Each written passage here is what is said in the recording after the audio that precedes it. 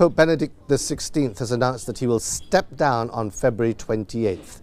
The 85-year-old says that he is going as he lacks the energy to continue. Well, Stacey Victory is joining us from Paris. Stacey, this was quite a bit of a shock news from the Vatican. Yeah, it was completely unexpected. Obviously, there are very few historical precedents for a pope stepping down. There have been a couple cases in the Middle Ages and during the Renaissance. But as far as modern history is concerned, this is not something popes have done traditionally. I mean, it's interesting because he was only actually pope since 2005, so he's only been in the job for about 8 years.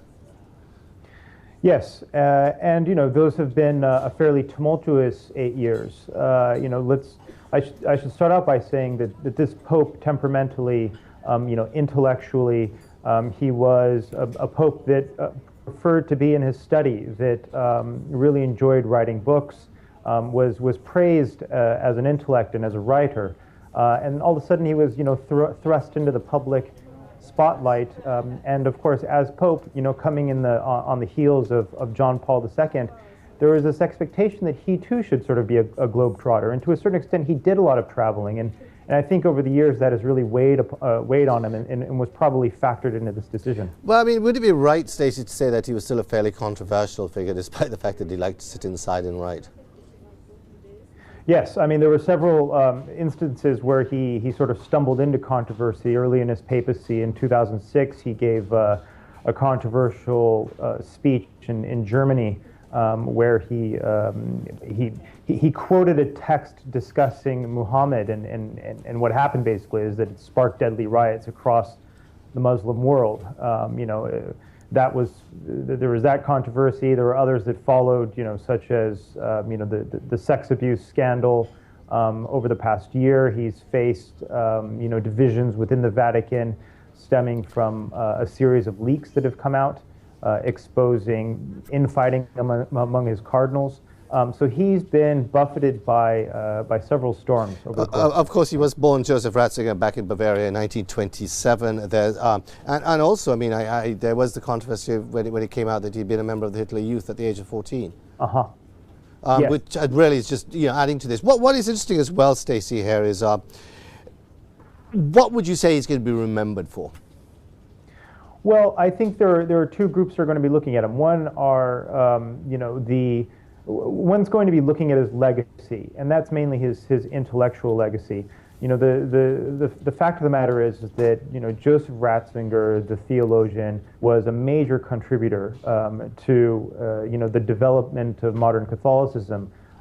Going back to the Second Vatican Council, forward through the papacy of John Paul II, where he served as the former Pope's top theologian, and I think that contribution, those writings are going to endure. There's the second part of his legacy, which has to do more with the headlines, the current events that have popped up over the years, which have cast a negative light on his papacy, history has shown that over time that tends to fade from the public memory. I mean, of course, he also helped to bring back the use of the Latin Mass very much more in the church as well, didn't he? He also did a number of very interesting reforms within the church. There was the revival of the Latin Mass. He also made efforts to bridge a gap with the Anglican Church, where he set up a special structure inside Catholicism for Anglicans to come over to Catholicism. So he also did a number of complicated ecclesiological measures that will be remembered. Stacey, I mean, an interesting time obviously for the Catholic Church. Is it likely that his successor is going to be another fairly conservative pope? I mean, what are the thoughts at all in Rome and the Vatican at the moment? Yeah, it's hard to say at this point, but I think one can assume that they're going to be, looking for a certain level of continuity. This is a Catholic Church that, again, has been, rocked by controversy over the past decade, and if anything, they're going to want someone who's going to provide some stability.